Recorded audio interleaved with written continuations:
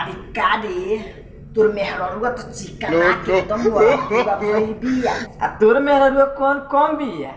वो तो एकदम छेना के मिठाई बहुत देर रस लेखन की।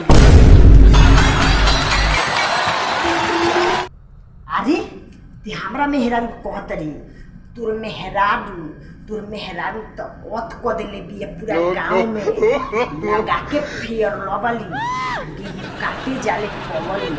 अरे लगा के फेयर लबली आ गेहूं काटे जाले पगली आ तनी ये खाली चुम्मा मांगे नी तो दाब देले घघल। अरे तोर मौगी तो नहर में कितना खेला कोयले हुए आ कितना जना के मरद की केला खोले हुए। अरे तोरा मौगी के एक दिन देखनी हम लीला।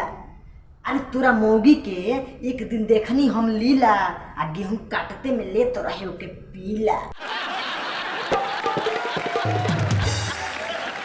अरे छिना लिया बहुते तोर साल आ एक दिन देखिए कुकरो ना बनाई घर वाली। हमरा साली पचा करिए। अरे तोरा मौगी पर सब बुढ़वा फीदा बाड़े। अरे तोरा मौगी पर सब बुढ़वा फीदा बाड़े। अरे अभी तक मर गई रहते लेकिन तोर मौगी इतना कटुली बिया कि ओकरे के देख के अभी जिंदा बाड़े। ते बहुत कुछ बोल देले अब हमरा सब बर्दाश्त नहीं के।